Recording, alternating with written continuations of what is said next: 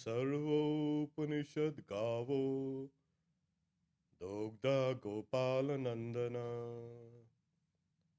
Parthavatsa Sudhir Bhokta Dugdam Gitamritam Maha. All the Upanishads are likened to a cow. The cowherd boy is Krishna. Arjuna is the calf. People of purified intellect are the drinkers of the milk, and the milk is the supreme nectar of the Bhagavad Gita. Chapter 6, verse 7. We have subtitled it as Same-sightedness.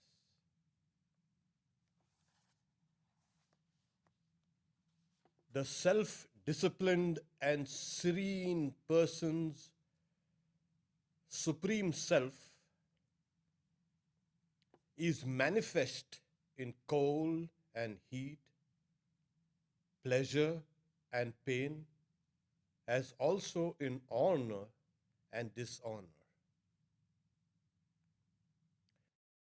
Jitatmana prashantasya paramatma samahitaha Shitoshna sukadukkeshu tata manapamanayoho.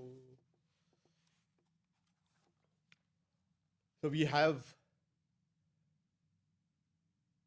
the Lord giving a preamble to the very heart of the yoga practices. But in the preamble, he is speaking about certain conditions that are indispensable to the later practices of yoga, without which they will not bear fruit. So the first word is here, Jitat Manaha Prashantasya. And this is very important because we always talk about yoga and yoga and yoga and yoga and yoga. And some make it yoga. But what is yoga? In this case, let's look at it as to yoke. When you talk about one who has conquered his self, what does it mean? Jitatmana, conquered his self. Well, you have to yoke your body to your prana, the breath. And then you yoke the breath to the mind.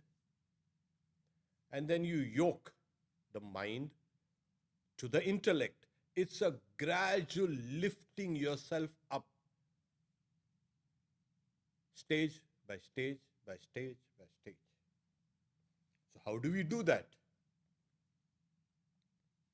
You've got to yoke one thought with the other, one breath with the other, and as we go, you will find yourself conquering yourself. And as we have seen in the previous verses, the conquest of yourself is actually the conquest of your mind and body. And so this is your real friend. And if the body and the mind and breath is not conquered, it becomes your enemy. It leads you astray. It leads you down the path of perdition. But when you have a mind that has been your friend, then there is a path to the Supreme that's open. So the first verse, Jitatmana, it's translated as self-disciplined. Well, things are like that, but you cannot be very specific. The translators, of course. Jita is to conquer Atmana, oneself.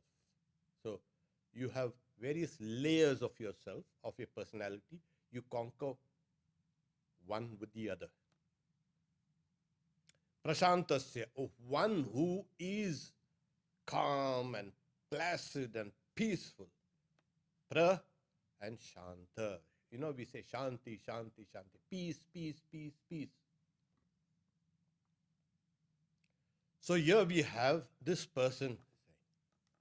And when you have these qualities there, when you have put in the effort to pull yourself up, to yoke yourself up over and over again, the Supreme Self, Paramatma, the Supreme Self, becomes manifest. In many places, there is a difference of opinion regarding the commentators. In some places, they're saying the Supreme Self manifest. This is according to Shankaracharya. According to Madhusudan Saraswati, another commentator on Shankaracharya's commentary, he says that the Supreme Self becomes the content of Samadhi. Content, what Samadhi? Yeah, content of concentration. Samadhi means extreme concentration, ultra concentration. So the Supreme Self becomes an object of tremendous concentration. And it's also translated as constant. The Supreme Self becomes constant. Where? In cold and heat and pleasure and pain and honor and dishonor. These are the, you can say, waves that buffet the body, the senses, and the mind. And most of us are so much absorbed in trying to resolve these waves that buffet us. We don't have anything much to do. Life becomes a constant. You're buffeted by pleasure, you fall down. You're buffeted by pain, again you fall down, you get up. And you're buffeted by pleasure, pain, and honor and dishonor, etc. So this world of duality keeps on throwing itself at you. How equipoised are you? Equipoise is yoga. As the Bhagavad Gita as said in the 3rd chapter, Samatvam yoga uchyate. Equanimity, equipoise is yoga. So here this person who has controlled his body and senses and the mind, etc., he is calm and peaceful, and in that person the Supreme Self manifests. And this person, when he is yoked the way we had described earlier, the lower levels of existence are yoked to the higher. And as we keep on going on, the whole thing has become integrated. That's why there's a kind of a placidity. That's why there's a kind of a peace. That's why no external pleasure, pain, joy, sorrow, honor, dishonor, that's not going to topple you down. Nothing. You stand as a kind of a rock. And this is what is called yoga. This is, as I say, it's important. Because we talk about where is this Atman and where is that Paramatman? We talk about where is this Atman, where is the Paramatman? I think it's there. Maybe it's there. I don't know, maybe it's here or maybe here, somewhere. Somehow, now we have heard about there is the Atman inside. So what now? Well, it has to be manifest. And how does it get manifest? This way. When you keep on thinking of yourself as the Paramatman, Supreme Self, or as the Atman, that self will manifest. Just like that. Oh, yes. People say, I've called on God for 20 years. Somebody says, I called for 50 years. Nothing has happened. I have a doubt on the intensity of the calling. If you want something, you'll call a person 20 times throughout the day. And then we'll can accuse, where were you? What were you doing? The same way you've got to call on God. And that calling will manifest the Atman. This is the way to manifest the Atman. Just like that. That knowledge which is there in the Supreme Self will reveal itself. As the Upanishad, Yame Vaisha Tena Labhya Tasyaisha Ata Vivrinute Tanu Swam. That self reveals itself to the one who seeks it. Is it in the body? Which part of the body? Which part of the senses? Which part of the... You cannot understand this Atman like that. You have to reveal that Atman through your own thoughts. Think about it. And that Supreme Self will manifest. This is what is being spoken about. So if you have a kind of intensity about knowing this Atman, then you'll seek it. And how do you seek it? Yeah, we've heard about, God is there, and we are seeking it there. Yeah, seek it there. Better is you seek it here, it's inside. And then, as like the Upanishads also say, like you slowly pull out the pith of a munja grass. In India we have the long munja grass. And there's a pith, white pith inside. And you slowly detach the pith from the munja, slowly. That is the way. Just thinking of that Supreme Self, Paramatma, will reveal itself. It will reveal itself. You don't have to do anything much. And once this revelation is called a self-revelation, your self is revealing itself to you. And as it reveals itself, you are not anymore buffeted by Shita, Ushna, Sukha, Dukkha, Tata, Mana, Pamana, Yo.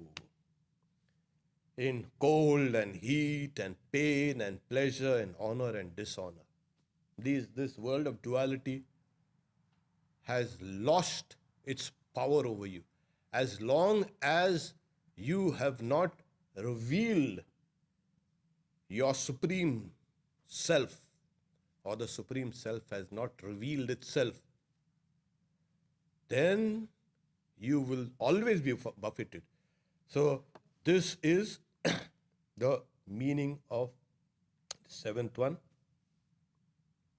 Then, what does the yogi do? The yogi, this is what the yogi does. Jnana vijnana triptatma kutasto vijitendriyaha yukta ityuchyate yogi samalostashma kanchanaha. That yogi is steadfast, who is satisfied with knowledge and wisdom, who remains unshaken, who has conquered the senses, the motor and the, you can say, sensory organs, to whom a clod of earth, a piece of earth, a stone, a piece of gold are the same. Sri Ramakrishna, when he was practicing yoga, he should take a clod of earth and he take a coin and throw both of them away in the river Ganga simultaneously, saying taka mati mati taka, to get the idea that the piece of earth, the clod of earth in his hand, and the gold has got equal value. This is that same-sightedness that the yogi will strive. And this is true equity. Today in this world, we are talking about equity and equality and justice. How do you get this? Simply by going and shouting and fighting and crying and weeping? No. This is the way. To see everybody as equal. And how do you see everybody as equal? To see everybody as the manifestation of that Supreme Self. It is only in the Supreme Self, the Atman, that true equality can be attained, can be actualized and demonstrated and implemented in society. Otherwise, there will not be any true equality, because there will always be differences. There is true equality. That is there deep within you. So this yogi is jnana vijnana triptatma. One who is tripta means satisfied, contented in knowledge, jnana, and vijnana, special knowledge. Here it's translated as wisdom. It's immediate knowledge and mediate knowledge. As it's immediate knowledge, that which has been spoken by the scriptures, that is knowledge. But why we have so much of knowledge, this is sensory knowledge, you see. All science is like this, but of course higher sciences are tending towards, especially in quantum sciences, it's tending towards transcending the senses. It's so counterintuitive, all these things. Obviously, because it's transcending the senses. It is no longer a kind of an objective reality. Yes, the world is objective. Who said so? Yeah, on the lower level, yeah, it's said. So when you say jnana and vijnana triptatma, that this person is contented in super sensuous knowledge which is derived from the scriptures. All scriptures, like Sri Ramakrishna says, are a mixture of sand and sugar. So you're saying, okay, this scripture says like this, so I'll take it. No. You have to discern between those things also. That truth which has been spoken of as extraordinary, transcending the senses, which is not available in any other mode, sensory mode, that is called special knowledge. That is called knowledge. And when that person makes that knowledge his or her own, it is called vijnana. Jnana. So that person devotes himself or herself to the cultivation of knowledge. Nothing else. It's knowledge that gives us happiness. See, you try to solve some mathematical, you can say, problem and see how, so nice. There's nothing so intoxicating and something so pleasurable as knowledge. So this person is contented, that person becomes unshakable, kutasto. That yogi is kutastha, that is unshakable, who is satisfied, contented with knowledge and wisdom, unshaken. Sri Ramakrishna also says, kutastha means it's like that anvil on which a blacksmith hammers other things made of iron into shapes. The anvil itself remains unshaken, immovable. This is called kutastha. Kutastha also means heap, but something that's kind of there which is unshakable. So he's saying, Yukta iti uchyate yogi samaloshta. Yukta iti uchyate. Who has conquered the senses, who remains unshaken, that person is called a yogi. whom a clod of earth, clod, stone, and a piece of gold are the same. And from the highest standpoint of Prakriti, actually it's all made of only of all material in different, you can say, molecular compositions, nothing else. Different atoms, different combinations make molecules, and these things, one thing becomes gold and one thing becomes like these stem cells. So stem cells can develop into brain cells and can develop in a skin cell, develop into something else. So at the root of all differentiation, there's a unity. Not that this person mistakes the gold for a piece of stone or a clod of earth. No. He knows exactly the piece of gold, the clod of earth and stone. But he sees into the heart of matter. He sees the essential unity. And for that person, this is that same-sightedness. It's very important to understand that this person's insight has become so tremendous that it no longer dwells on the surface. That person's life is no more on the surface of things. That person has gone into the heart of matter. Deep, deep, deep. And this is what the person, the yogi or the yogini gets. So that yogi is steadfast, who is satisfied with knowledge and wisdom, who remains unshaken, who has conquered the senses, to whom a cloud, a stone, and a piece of gold are the same. So here, he is a yukta. He is the one who has yoked himself or herself. The 9th verse is, this is another verse on same-sightedness. That's the reason why we designated this class as same-sightedness. Yoga is same-sightedness. Surin mitra rudasina madhyastha dvesha bandhushu sadhashvapi sapapeshu samabuddhir vishishyate. That person stands supreme, who has equal regard for friends and companions and enemies and neutrals and arbiters, the hateful, the relative, saints and sinners. There. This kind of covers, this list covers the whole, all the people all over the world. This is same-sightedness. So, he sees everybody good, bad, evil, and something like that, which is saintly. All these things are nothing but a kind of a mirage. To a yogi, for us, oh my God, this is evil, avoid that. This is good, do that.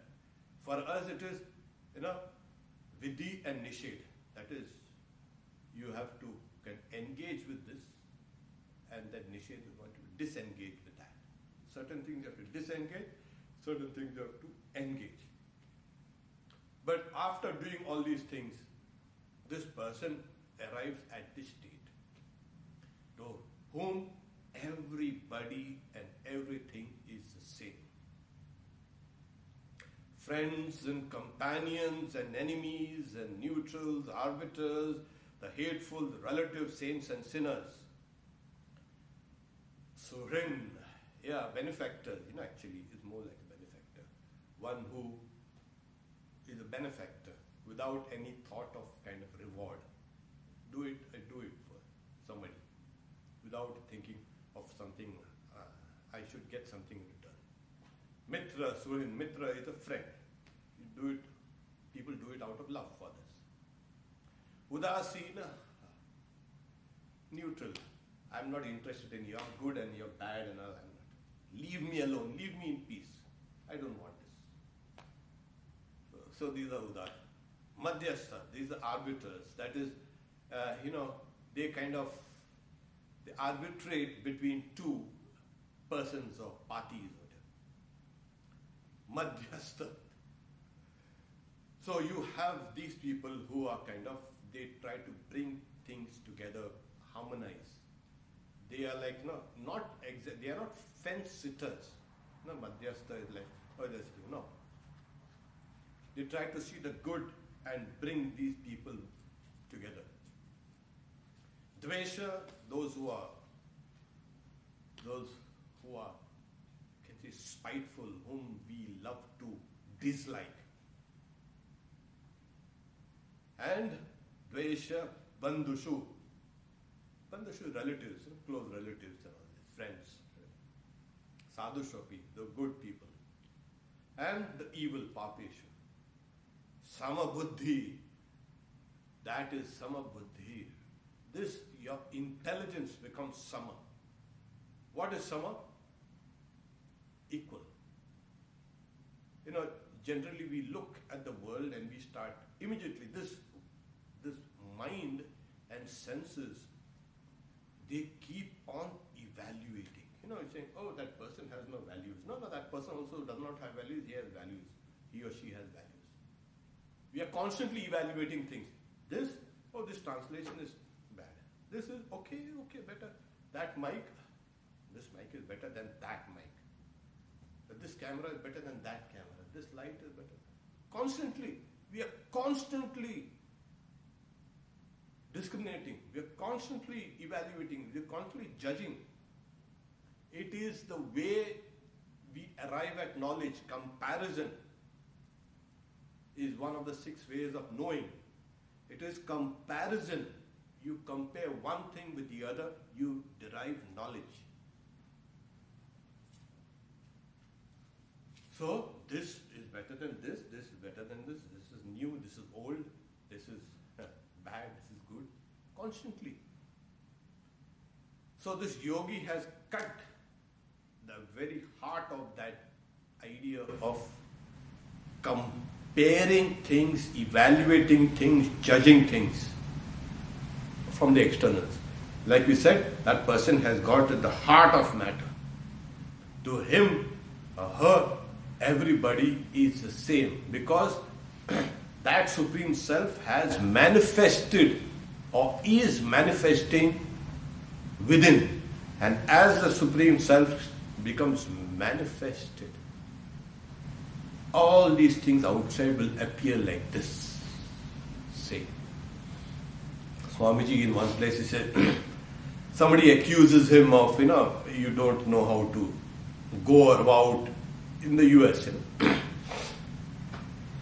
and you must be humble and this and that, because Swamiji was trying to push back against certain institutionalized, you can say, norms in America, which if followed would be good, because he wants to start some Vedanta societies here. He'll say, I don't believe in humility and all that. I believe in same-sightedness. This is actually Swamiji. So what humility and all this? The Lord does all his plans there. His vision of the world was this. Everybody to him was the same. One time Swami Vivekananda, his brother disciple, Swamiji had returned from the West to India for the first time. I said, what is this? You're mixing around with all types of people. You see all these women and all? American devotees had gone along with him. Sri Ramakrishna told me to stay away from women. What is this?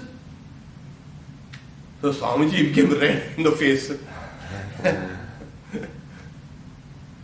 So then he somehow, saying, he used to call him, Vivekananda used to call him Pishan. Pishan, what Sri Ramakrishna has told you is for you. Sri Ramakrishna has told me something else. Don't try to limit Sri Ramakrishna. And besides, he has wiped out from our mind all distinction between male and female and all these things. So then, Vivekananda Maharaj, then he was kind of contrite. This is actually what? This is Swamiji. And today is his birthday. So here we have. Swamiji moved around. How did he move around here and there and went about everything? With this same-sightedness. Because in him, the Supreme Self had manifested itself. Sometimes I wonder how he could move around. It's very, very difficult when you're in the state of a Paramahamsa. The highest form of realization in a person, that highest form of realization makes that person into a Paramahamsa. That is the highest class of monks. I just cannot understand how he could go about moving around, doing the things, the ordinary things. It will remain a riddle, it will remain a mystery. But of course, but that also is, that has an explanation, but doesn't matter. He used to see everybody as same. Saying friends and companions and enemies and persons who are neutrals and arbiters, madhyastha, the hateful, dvesha, the bandhushu, the relatives and papeshu and sadhushu and saints and sinners and everybody as equal. This is true equity. This is true equality. We are searching for equity and equality all over the world now. People are clamoring for it. Yes. In India, this was, for last 5,000 years, it was discovered, practiced. And there's a need for this equity and equality and non-discrimination and justice. Here it is. This is the only way. Because if you apply social standards to society, the ordinary standards, there will always be the high and the low, the rich and the poor, the learned and the ignorant. Yeah, there's a difference between even two millionaires. Yeah, for you, those guys might be millionaire, but there's a difference between even millionaires. There will always be this. So where does true equity be realized? Yeah.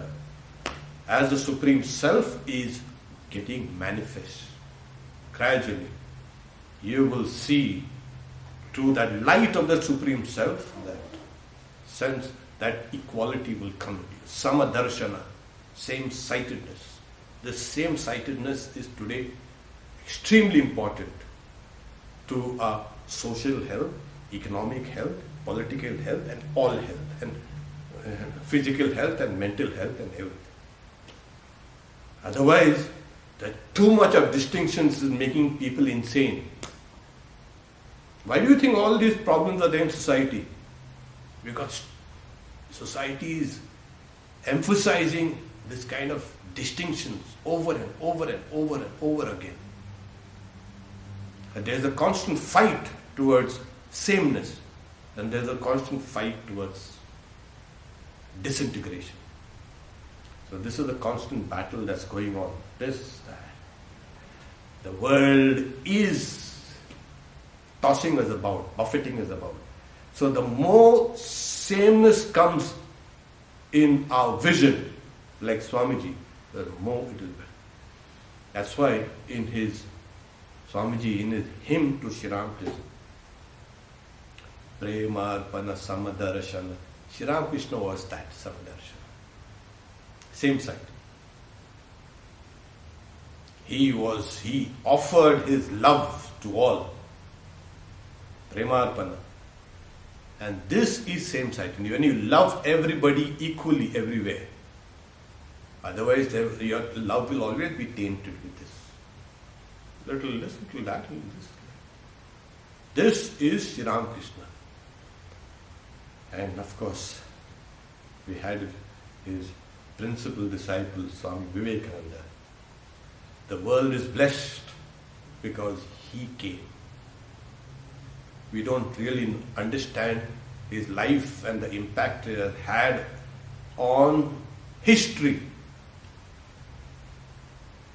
It will take a few centuries for us to understand what his contribution was to all of us, and especially to the US here, where he spent most of his mature years. He was in the state of a Vijnani. Okay. So we stop here for now, for today. Okay. Announcements are, tomorrow we have Living Wisdom by two Swamis, 7:30. We have also Saturday at 10 a.m. 10 a.m. we have meditation skills for meditators. This Wednesday's class is shifted to Saturday morning. Sunday is Swami Vivekananda's birthday, which will be celebrated from morning. We'll have a special breakfast for him, which will be telecast on a live stream YouTube. And then we have the special puja at 10:30, and then we have talks at 5 o'clock, 4:35, and then we have an hour. So, gear yourself for a whole day of Swami Vivekananda's celebration. Om Shanti Shanti Shanti Harihi Om Tat Sat Shri Ram Krishna Arpanamastu. If you have any questions, you can. No questions, Swami, just pranams. Thank you, Reverend Maharaj. Very good. You have also no questions here.